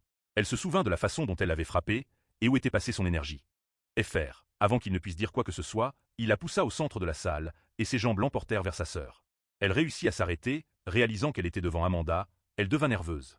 Tous se figèrent dans l'attente, et MC détourna le regard, comme s'il n'avait rien à voir avec cela. Fr. Amanda fixa sa sœur aînée, surprise, qui détourna le regard timidement, cachant la boîte cadeau derrière son dos. Les invités chuchotèrent, et Inori pensa que le bruit venait de leur rencontre. Il lança des regards noirs à Arya, lui disant silencieusement d'agir. Elle ne s'était pas préparée pour rien. Fr. Avalant nerveusement, Arya tendit la boîte à sa sœur et lui souhaita un joyeux anniversaire. Puis, elle s'exclama qu'elle avait un cadeau pour la première princesse. Amanda, hésitante, ouvrit la boîte et fixa avec surprise les bijoux. Fr. Elle lui demanda avec enthousiasme de tresser ses cheveux tout de suite, ce qui surprit Arya. Quand Amanda dit « S'il te plaît », elle se mit au travail avec un sourire. Elle avait choisi 2 barrettes. Amanda, se tournant timidement, demanda comment elle lui allait. Fr. Arya sourit et lui dit que les barrettes étaient très jolies. Amanda sourit largement, la remerciant. Tous les invités applaudèrent, heureux de la réunion des sœurs. Puis, Amanda demanda un cadeau de plus à sa sœur. Fr. Elle se tut une seconde, très gênée, puis lui dit de l'appeler simplement sœur. Arya acquiesça, surprise, se remémorant leur amitié d'enfance. Avec des larmes aux yeux, elle répondit qu'elle était heureuse de l'appeler ainsi. Amanda n'en croyait pas ses oreilles. Fr. Elle se jeta dans ses bras, heureuse qu'elle puisse enfin passer du temps ensemble. En les regardant, MC pensa que le travail était fait, puis remarqua que le roi et la reine pleuraient aussi, contents pour leur fille. Fr. Ruto s'approcha de lui et s'excusa de l'avoir laissé gérer tout seul, mais il était content d'être venu vers lui. Il lui dit que tout allait bien, et qu'il comptait aussi sur une compensation totale. Le gars rit, promettant d'y réfléchir, et dit qu'il était reconnaissant. Fr. Il lui était difficile de voir à quel point elles avaient du mal, mais il était heureux qu'elles se soient réconciliées. Il les regarda avec un sourire, répétant doucement qu'il était très heureux, se demandant s'il était trop gentil. Fr. Il voulait dire quelque chose sur son acte héroïque, mais il s'éloigna, disant qu'il avait besoin de prendre l'air, et sortit sur le balcon. Profitant du coucher de soleil, Arya s'approcha et dit qu'elle devait lui parler. Fr. Réalisant qu'elle pourrait ne pas être seule, elle se corrigea, demandant poliment si elle pouvait lui parler. Il lui dit d'y aller. Il n'y avait personne. Elle sourit et demanda si c'était son don de détection, une bénédiction pratique. Fr. Il la regarda pensivement et dit qu'elle devrait écouter ses sentiments plus souvent, et elle s'exclama immédiatement qu'il était la dernière personne à qui elle voulait entendre cela. À ce moment-là, quelqu'un dans la salle de banquet aspergea une lame de sang, et tout tomba dans le silence un instant. Fr. Ni lui ni elle ne dirent à la princesse que si elle s'écoutait, personne ne l'appellerait poupée. Soudain, des cris retentirent. Ils se retournèrent vers le bruit, et Arya se précipita à l'intérieur, mais il l'arrêta. Fr. La princesse se figea. Juste devant elle, la tête de la reine vola de ses épaules. Le premier ministre tua la reine et le roi. La salle de banquet se remplit des cris des invités terrifiés. Il leur ordonna de se taire, les traitant de maudits. Les gardes n'agirent pas. Fr. L'assassin cria qu'il n'avait même pas essayé d'arrêter l'effondrement de leur pays. Une reine dilapidant le trésor, un roi ignorant le chaos. Maintenant qu'ils étaient tombés, le prochain roi serait l'héritier du sang royal, Bitray. Fr. Egiana s'approcha de lui et déclara qu'elle deviendrait reine. MC serra les dents et vit Amanda au centre de la salle, à côté de la tête de sa mère. Elle fixa le visage de sa mère, choquée, puis libéra sa magie et cria de rage qu'il était devenu fou. Fr. Elle balança son bras, prête à lui lancer un éclair de magie, mais Egiana apparut immédiatement devant elle, et d'un coup rapide de son épée, elle lui enleva cette possibilité. La lame coupa une partie de ses cheveux et son épingle à cheveux tomba au sol, tandis que les héros l'appelaient avec inquiétude. Fr. Ruto était sur le point de courir à son secours, mais le chef des chevaliers lui ordonna de rester immobile. S'ils attaquaient, le même sort les attendait. Bitray cria qu'ils étaient tous les filles de la sorcière, suivant aveuglément ses caprices. Ils avaient commis un péché qui ne pouvait être lavé que par la mort. Amanda regarda l'épingle à cheveux tomber au sol et éclata en larmes, pensant à sa sœur, puis Egiana l'exécuta, et Bitray cria qu'elle verrait la sorcière dans l'au-delà. Fr. Lorsque sa tête tomba, le visage d'Aya se déforma d'horreur. Sa bouche s'ouvrit, et réalisant qu'elle allait crier son nom, Nori lui couvrit la bouche, ne laissant échapper qu'un gémissement. Il lui dit de se taire, sinon il serait découvert. Fr. Il jeta un coup d'œil à Egiana.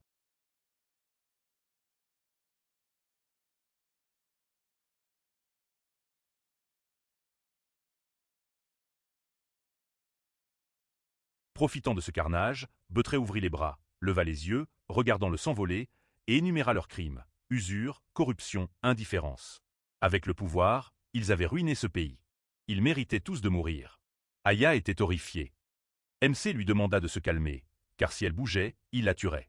Elle avait deux choix, mourir ici ou s'échapper.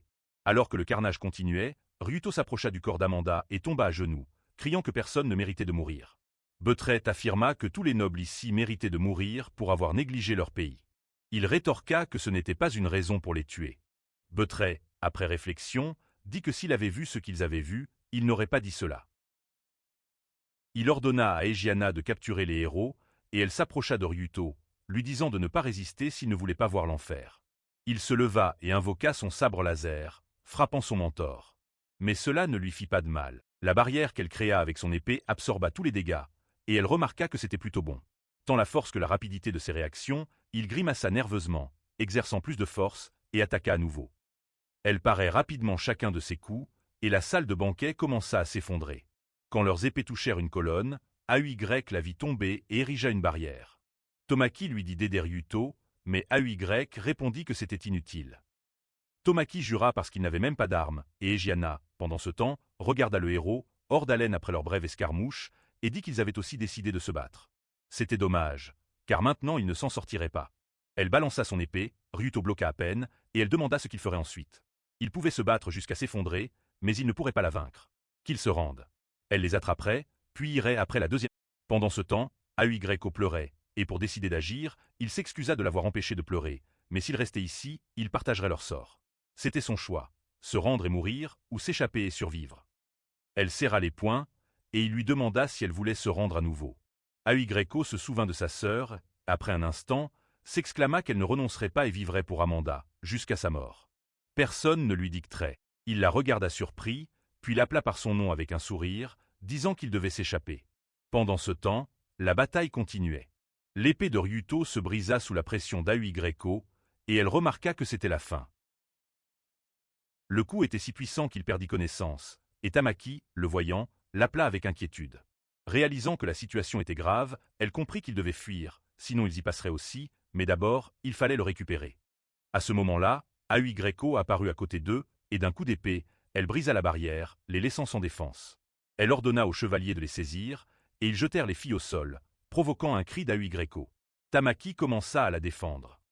Egiana ordonna à ses subordonnés de les emmener au donjon, et jeta un regard inquiet à Ryuto, se demandant si elle avait trop prolongé le combat. Pendant ce temps, la princesse et Inori s'échappaient, mais cela n'avait plus d'importance. Tout ce temps, pendant que MC conduisait la princesse dans le couloir, il utilisait son don et commençait à être fatigué. Il lui dit qu'il ne pouvait pas aller à droite, mais à gauche. Ils passèrent devant les chevaliers, et elle pensa qu'il savait où étaient les gardes. Comme s'il avait été entraîné pour cela, il l'appela et demanda si elle pouvait utiliser la magie. Elle répondit qu'elle pouvait faire de la magie basique, puis lui prit les mains et dit que 3 gardes apparaîtraient dans 10 secondes. Qu'elle s'en occupe. Elle le regarda avec confusion et demanda « Fuir n'est pas une option ?» Il lui répondit que ce serait problématique. Il n'avait pas moyen de fuir. Elle avala nerveusement, puis commença le sort et demanda. Il n'était que trop. Il l'avertit qu'il restait 2 secondes, et dès que les chevaliers, des ombres apparurent. Elle lança un sort, les faisant tomber. MC sortit de sa cachette et remarqua qu'elle avait éliminé les 3 d'un seul sort. Elle dit qu'elle avait préparé une avance, et qu'il ne s'attendait pas à ce coup. C'était bien que tout ait fonctionné. Remarquant sa respiration lourde, elle demanda s'il allait bien. Il répondit qu'il était fatigué, mais l'ennemi s'en moquait. D'abord, il devait y arriver. Le protagoniste fronça les sourcils, courant en avant, pensant qu'il pouvait gérer des soldats ordinaires, mais pas le chef des chevaliers. Il n'était pas encore prêt à se battre. Il dit qu'il devait juste passer. Il pensa qu'elle était spéciale, puis s'arrêta, respirant lourdement. Regardant autour du coin, il dit qu'il n'y avait presque plus de garde. Pas une âme vivante dans cette pièce. Ils s'y cacheraient et planifieraient leur évasion. D'accord ? Mais c'était la salle du personnel. Ensuite, ils trouvèrent une flaque de sang. Ils regardèrent à l'intérieur, où il y avait des corps. Le protagoniste détourna le regard, pensant qu'il n'y avait pas de garde parce qu'il n'était pas nécessaire. Elle s'accroupit à côté du corps.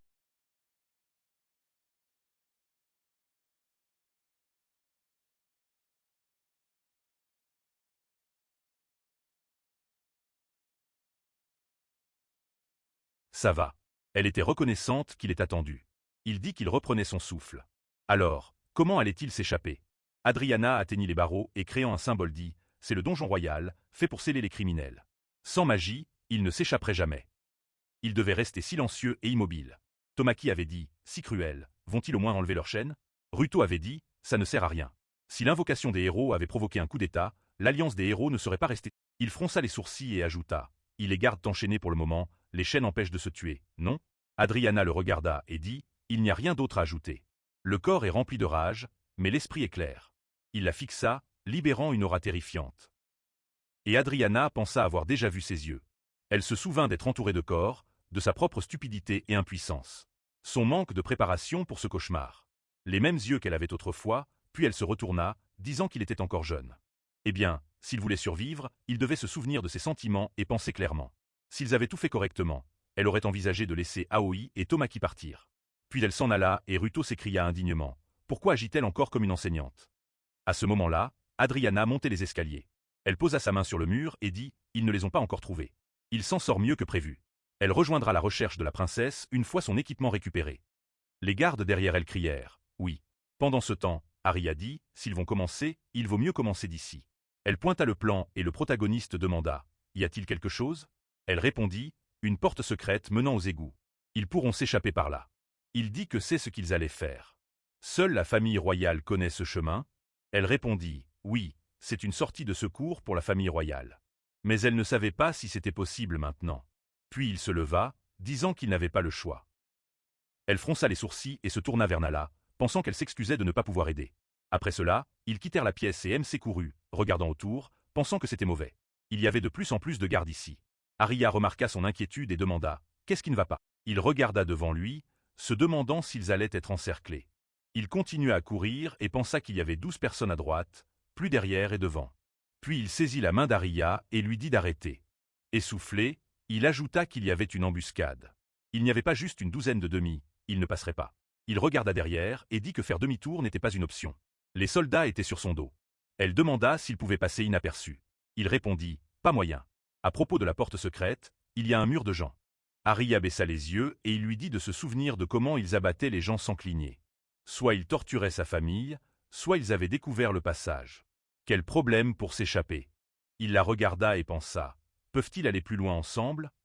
Puis elle déclara qu'elle ne renoncerait pas. Elle le regarda et, haussant la voix, dit qu'elle ne les laisserait pas la tuer facilement. Elle se battrait jusqu'à la fin. Ils se regardèrent, surpris, puis le protagoniste sourit, pensant qu'on pouvait encore compter sur elle. Puis il dit « La détection indique qu'une partie de l'armée d'un autre pays arrive. » Elle s'écria « Une armée ?» Il ouvrit les bras, disant qu'il n'était pas sûr. D'autres personnes sont là, en plus des soldats. Ils viennent sauver la famille royale. Elle demanda « Quand arriveront-ils » Il répondit « Vers le coucher de soleil.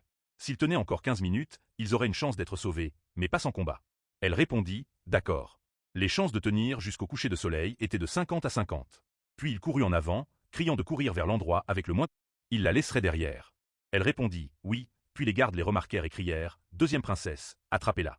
Le capitaine pointa et cria « Une volée de flèches magiques ». Ses subordonnés tirèrent, et Arya se retourna pour lancer une barrière.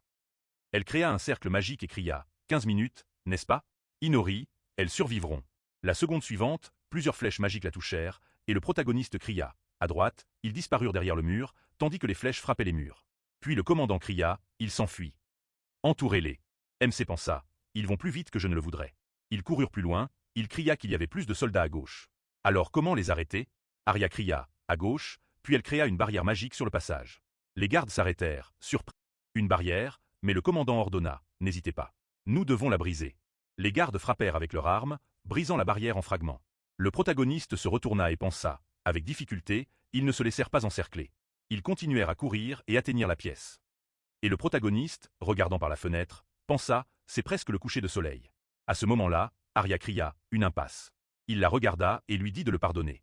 Trop de soldats autour. Les autres chemins étaient bloqués. 3 minutes avant le coucher, ils devaient tenir. Puis ils se tournèrent vers les gardes en criant. Ils sont là. Le commandant ordonna une volée de flèches magiques. Arya érigea une barrière et cria. Reculez. À ce moment, un garde se tourna vers le commandant et demanda si... Sinon, ils ont déjà tué certains d'entre eux. Ils doivent continuer à tirer pour tuer. Les gardes tirèrent des flèches magiques et crièrent. Une autre volée. Arya, Resprant Lord. She once again concentrated the magic symbol in front of her, and frowning, said the defense is starting to crack, but not in the most crucial places. A multitude of magic arrows rushed toward them, and there was a small explosion. Le commandant cria. Une autre volée. La barrière d'Arya craqua, et elle, haletante, créa une nouvelle barrière. Elle se tourna légèrement et demanda. L'aide arrive. Oui, Inori. À ce moment, le garde sourit, pensant. Génial, pas de contre-attaque. Encore un peu, et ils seront à eux. Puis il regarda devant lui, surpris, en criant qu'un d'eux avait disparu. Arya, tremblante, était au sol, remarquant le liquide sombre devant elle. Elle se redressa sur ses mains et cria. Où est-il? Inori fronça les sourcils, se demandant s'il l'avait distrait pour fuir. Mais il avait dit qu'ils devaient s'échapper ensemble. Ces mots sur l'aide n'étaient-ils qu'un mensonge pour la motiver?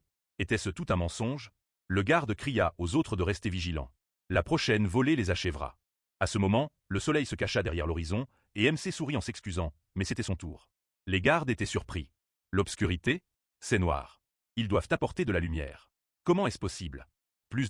À ce moment, le protagoniste s'exclama. Oh, son sujet, Fenrir, il doit s'en occuper. Il répondit. Oui, monsieur. Et la seconde suivante, il ouvrit grand sa mâchoire et attaqua plusieurs gardes. Pendant que l'autre criait. Quoi? Qui a signalé la situation? À ce moment, le garde restant regarda dans l'obscurité, surpris de voir les corps de ses camarades. Il demanda. Qu'est-ce que c'était? Il cria. Où est le commandant? Faites un appel tout de suite. Bonjour, sont-ils sourds? MC apparut derrière lui et demanda. Le garde se tourna vers lui et cria. Inori, d'où vient-il? À ce moment, le protagoniste leva les yeux et demanda. Fenrir a-t-il fini? Le garde le regarda, déconcerté, et Fenrir apparut derrière lui, disant. Il ne reste que lui. Une bande d'idiots sourds, pas des soldats. Puis le garde effrayé se pressa contre le mur et cria. Pourquoi lui? Au secours. MC dit. Ils ont déjà abattu beaucoup de gens, non? Ils ne devraient pas être surpris si quelqu'un répond en retour. N'est-ce pas vrai? Le garde effrayé cria. Est-il vraiment ce Inori? La seconde suivante, Fenrir plaça sa tête sous son contrôle. Pendant ce temps, Arya, allongée, dit Inori. Il la regarda et, voyant le symbole magique, dit qu'elle se guérissait avec une goutte de ses dernières forces. Un bon coup, mais elle avait perdu trop de sang. Elle le regarda avec ses dernières forces et demanda. Est-ce ça le pouvoir? Était-il comme ça depuis le début? Il lui dit de ne pas le regarder. Ce pouvoir n'apparaît qu'au coucher du soleil. C'est pourquoi il lui avait dit de tenir jusqu'au coucher du soleil. Cependant, il n'avait pas besoin d'attendre son salut, mais elle devait voir à quel point elle se battait après ces mots. Il pensa à ses yeux pleins de foi. Elle continue de se battre même dans cet état. Alors pourquoi pas? Puis il dit qu'il n'avait pas le temps de tourner autour du pot, alors il demanderait directement. A-t-elle eu des contacts avec des hommes? Elle fut surprise. Quoi? Il répondit que si ce n'était pas le cas, elle vivrait. Elle fronça les sourcils et le regarda, et il ajouta, mais alors elle lui obéirait, devenant sa servante. Soit elle accepte la mort, soit elle vit en rejetant tout ce qui est humain. Elle se souvint de Nala et ajouta, quoi qu'il en coûte, elle vendrait son âme au diable, mais vivrait. Il sourit et dit, bonne réponse, plus proche du diable que de Dieu. Sur ces mots, il montra ses crocs et se pencha vers son cou. La seconde suivante, le poison Après un moment, le protagoniste se tourna vers ses sujets et dit, et eux aussi. Une fois qu'ils étaient, jusqu'à ce qu'elle se réveille. À ce moment-là, Arya, les yeux fermés, était assise près du mur. Il regarda par la fenêtre et dit qu'il allait s'amuser un peu plus. Après un moment, les gardes s'agenouillèrent devant le roi, et l'un d'eux cria, Sa Majesté, le roi Beutray. Une autre nuit ajoutée, il rapporte. La deuxième princesse est acculée. Le souverain déclara, je vois, le début de la Renaissance est proche. Ils répondirent, oui, le roi dit, la faim et la pauvreté, comme une peste, ayant ravagé le pays. Des orphelins abandonnés, il était le même, et il était aussi à blâmer. Ils pouvaient faire ça. Un long chemin s'ouvre devant eux, mais ensemble, ils feront de ce pays ce qu'il devrait être. À ce moment-là, MC, sous forme d'ombre, s'approcha du roi et pointa son arme vers lui. Les gardes crièrent de confusion. Egiana, dans le couloir, entendit le crier, fronçant les sourcils, se demanda ce que c'était que ce sentiment désagréable. À ce moment-là, la tête de Beutray se sépara. Le protagoniste tenait sa tête et ceux présents crièrent « Seigneur Beutray ». MC leva la tête et dit que leur plan était terminé. Ils n'avaient plus de raison de se battre. Alors que ferait-il? Ils crièrent « Idiot, tuez-le ». Pour le roi Beutray, le protagoniste concentra de l'énergie et créa plusieurs dagues, disant s'il décidait de tuer quelqu'un, il devait être prêt aux conséquences. Sur ces mots, il pointa de nombreuses armes vers les corps de la nuit et dit qu'ils seraient immensément heureux s'ils étaient prêts à se battre jusqu'au bout. Des cris de douleur résonnèrent dans toutes les directions. À ce moment-là, Miranda regarda sur le côté et cria. A-t-elle entendu ça? Alice la regarda et cria. Oui, quelqu'un a crié. Elles se précipitèrent en avant, ajoutant, du côté de la salle. Puis les protagonistes, au centre, libérèrent de l'énergie sombre. Il tourna son regard vers elle et dit, « Et eux, s'ils ne se trompent pas, sont un détachement de combat sous le commandement de la capitaine Agiana, non ?» Maria fronça les sourcils et...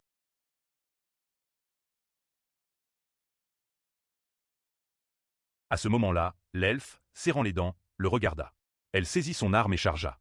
Maria, remarquant cela, cria, « Elfe !» La seconde suivante, elle plongea l'arme dans le corps du protagoniste, des larmes coulant sur son visage. Il était surpris par tant d'émotions. Avait-il accidentellement frappé son bien-aimé? À ce moment-là, l'homme devant l'elfe n'était pas le protagoniste, mais un autre gars. MC dit que c'était impoli. Sur ces mots, il plongea plusieurs lames dans le corps de la fille et Maria cria de surprise. Quoi? Elle pensait que c'était un match nul? Non. Miranda, où elle devrait se préparer, il est dangereux. Éliminez-le. Elles concentrèrent leur énergie et Maria, regardant le protagoniste, pensa que l'elfe l'avait transpercé sans qu'il cligne des yeux. Elle ne savait pas ce qui le motivait, mais il ne pouvait pas vivre. À ce moment-là, le protagoniste utilisa son évaluation et, regardant l'arme de Maria, pensa, un outil magique? Ça ne ressemblait pas à ceux des soldats ordinaires. Puis il regarda sa jambe, couverte de glace. Miranda dirigea de l'énergie vers lui et Ellie concentra de l'énergie dans sa main et cria, il est à elle. Elle dirigea un puissant flux d'énergie, mais MC balaya sa main à temps et pensa, est-ce aussi un outil? Vitesse et puissance exceptionnelle. La seconde suivante, l'attaque frappa son visage, l'infligeant. Et Maria, courant plus loin, se retourna légèrement et pensa, eh bien, maintenant c'est fini. À ce moment-là, le protagoniste sourit et pensa, ces outils sont une épine bien plus grande que prévu. La seconde suivante, il sauta, laissant une partie de sa... Maria cria. Toujours vivante, pensa-t-elle, essayant d'éviter les attaques suivantes, mais c'était un mauvais mouvement. Il serait juste là au moment où il atterrirait. Puis elle entendit de grands cris et dit, Miranda et Ali, les filles se pressèrent au sol et crièrent. Merde, et le protagoniste mit sa main sur son visage et souriant, dit que n'importe quel autre jour, il aurait réagi. Mais cette fois, il avait un emploi du temps chargé. Si ça ne la dérangeait pas, il aimerait danser avec elle, face à face. Maria le fixa. Il avança et ajouta, le meilleur échauffement avant une bataille mortelle avec Agiana. Maria dit, une bataille avec la capitaine Agiana, il a du courage. Il activa la compétence sur elle et demanda pensivement. Elle est la plus forte, non? Ce serait plus facile de se battre, oubliant les autres. Mais non, elle était toujours coincée avec eux. Pourquoi? Elle claqua des dents d'irritation, puis se propulsa au sol, se précipitant vers lui et lui dit de se taire. Elle frappa avec son arme et lui cria de ne pas dire ça parce qu'il savait quelque chose. Puis il tira un autre poignard d'un amas d'obscurité et frappa à son tour. Elle fronça les sourcils et pensa, il a du talent. Mais tiendra-t-il face à elle? Elle se souvint comment Agiana lui avait dit, écoute ici, elles doivent rencontrer Maria. Elle espérait qu'elle s'entendrait bien. Les autres filles l'entourèrent. L'elfe l'enlaça et cria. Elle vient avec elle? Elle manque de monde. Elle connaît les règles? Miranda demanda quel livre elle aimait. Ali se présenta joyeusement. Dans le présent, elle fronça les sourcils et cria. Comment osait-il mépriser ses camarades? Il la regarda joyeusement et cria. C'est une autre affaire. Quel esprit! À ce moment-là, il pointa Gleipnir vers elle, pensant qu'elle devait se battre. La seconde suivante, il la vit voler à ses côtés. Elle plaça l'épée sous les fils magiques et la souleva, en criant « Allez, lève-toi, elles vengeront l'elfe ». Puis elle regarda le protagoniste et pensa « Elle n'est pas seule. Elle a une équipe de jeunes filles combattantes ». À ce moment-là, Ali la mordit au cou, lui attrapant la tête, et elle cria de surprise. Ali, à ce moment-là, Miranda la mordit sur le côté, et elle cria de surprise. Miranda, MC s'excusa, mais quelqu'un s'est transformé en goule. Elle cria « Elfe ». Le protagoniste dit qu'il avait vraiment aimé se battre contre elle, mais qu'il aurait... Mais hélas, il soupira et, se dirigeant vers la sortie, agita la main. Il dit qu'elle pouvait faire ce qu'elle voulait. À ce moment-là, les filles transformées se tenaient à côté de Maria, prêtes à mordre, et elle cria. Inori, la seconde suivante, des gouttes de sang volèrent partout. MC sortit et dit, donc, le plus fort guerrier reste. Ses sujets s'occupaient des gardes, et Agiana courait rapidement dans le couloir, pensant à ce sentiment désagréable dans sa poitrine. Elle s'arrêta dans la grande salle et remarqua une tête. Elle pensa que c'était son instinct à de tels moments. Puis elle s'agenouilla à côté de la tête et la prit. Elle se dit qu'il ne la trompait jamais. Elle regarda le visage du défunt et dit « Monsieur Bittret ». À ce moment-là, les ailes rouges du protagoniste se déployèrent et il demanda « La lune est belle aujourd'hui, n'est-ce pas ?» Elle le regarda avec irritation et demanda « Inori ». Il sourit et dit que la tête était son cadeau. Puis elle la posa au sol et demanda « Inori, devrait-il dire, ce sont des ailes de démon ?» Il regarda ses ailes et elle ajouta « Cela arrive à ceux qui ont vendu leur âme au démon. Et que vivra-t-il maintenant s'il a rejeté sa fierté humaine ?» Il la regarda avec surprise. Puis il dit qu'il ne comprenait pas ce qu'elle voulait dire, mais il vivait simplement. Elle cria « Il n'y a pas de place pour des raisons pathétiques comme juste vivre. » Elle frappa sa poitrine et ajouta « Elle se battait pour son pays. » Elle se leva, le regardant toujours et cria « Dans ce monde, il n'y a pas moyen de vivre sans raison valable. » Elle comprend même que c'est pour la famille. Pour ses propres désirs ou sa vengeance, elle serra le poing et, baissant le regard, ajouta, si elle lui avait tout appris. Peut-être qu'il ne serait pas devenu un démon. Elle s'excuse, Inori. Il mit sa main sur son visage, et se posant en face d'elle, dit qu'il appréciait ses leçons. Mais elle le traitait toujours comme un élève, malgré le... Et si le pays n'existe plus, quel est l'intérêt de se battre? Elle répondit, même sans sa majesté, ils sont toujours là. Il l'interrompit et dit, Egiana, elle semble manquer quelque chose. Elle le regarda avec surprise, et à ce moment-là, plusieurs créatures émergèrent du mur, tenant les corps des gardes dans leurs mâchoires. MC dit qu'il n'y a plus eux. Les soldats qui les poursuivaient et avaient massacré tout le monde dans le château, il ne reste rien, seulement elle. Eh bien, ceux qui sont liés peuvent encore être sauvés si elle se sacrifie. Sur ces mots, il s'assit sur le corps de Miranda et, regardant devant lui, pensa qu'il avait enfin eu un combat avec quelqu'un de digne. Mais tout avait dégénéré en un combat entre élèves et professeurs. Et si elle cédait vraiment, exerçant une pression morale sur elle pour la forcer à se battre, alors il caressa la créature et pensa, c'est un peu ennuyeux. La seconde suivante, il soupira et dit, d'accord, ils oublieront de la sauver et reviendront au moment avec Bitray. Quant aux autres soldats, cela irait bien. Puis il fut surpris de voir Egiana tirer son arme, et il demanda ce qu'elle faisait. Elle enfonça son épée dans le sol devant elle et dit une prière silencieuse pour les guerriers qui avaient été détruits et tués, et pour ceux qui seraient bientôt tués. Après cela, elle ouvrit les yeux et concentra l'énergie dans son corps. Elle cria que leur sacrifice ne serait pas vain. Le protagoniste tendit la main et demanda. Alors elle avait décidé de sacrifier l'ordre après tout. Elle demanda, sacrifier ceux qu'elle avait entraînés toute sa vie. Elle avait le droit de sacrifier tout le monde. Il s'étonna que, avec un tel succès, le pays serait sans noblesse ni armée. Puis elle avança et ajouta, mais le peuple reste. Même si la noblesse est pourrie, l'armée en désordre et la lignée royale brisée, cela n'a pas d'importance. Tant que le peuple existe, elle se battra pour son pays. Une aura l'entoura et le protagoniste sourit. Elle demanda, pourquoi est-il si heureux? Il couvrit son sourire et s'excusa. Capitaine, il l'avait sous-estimé et s'excuse pour son ignorance. Mais mentir était inapproprié, il sera honnête. À ce moment, les chaînes sombres tombèrent des gardes. MC dit qu'ils sont tous très loin de ce qu'ils étaient. Des corps qui ne pouvaient devenir vampires, et ils ne peuvent être sauvés.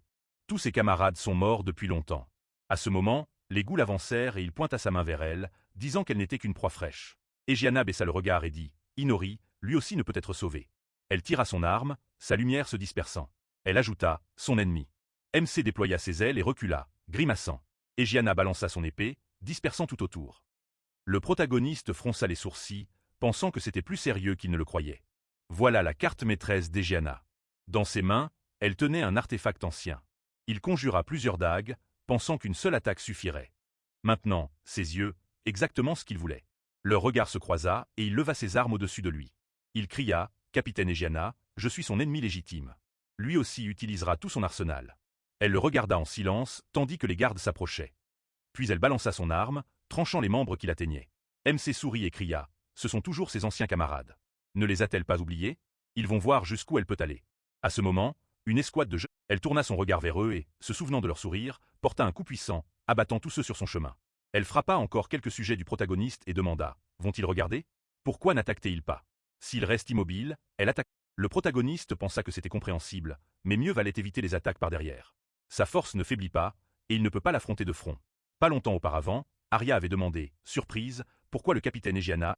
Elle se détourna du tableau et dit pensivement qu'elle n'était pas du genre à être timide au départ. Mais quand elle fut nommée capitaine et que la reine lui remit une arme ancienne, elle devint plus déterminée. Le protagoniste demanda une arme ancienne. Elle répondit que c'était une épée dont la netteté était renforcée par n'importe quelle magie. Egiana continuait à frapper, découpant les gardes en morceaux. Il pointa son arme vers elle, mais elle brisa facilement ses dagues. Le protagoniste fronça les sourcils et cria, même les couteaux imbibés de magie noire se réduisent en poussière. Y a-t-il une limite à la netteté de cette épée? Il regarda l'épée dans ses mains, pensant qu'elle pouvait couper n'importe quoi. Puis Egiana regarda devant elle et pensa, un cercle magique de contraction, un marteau d'air, un puissant coup qui s'écrasa contre le mur. MC, surpris, pensa que l'attaque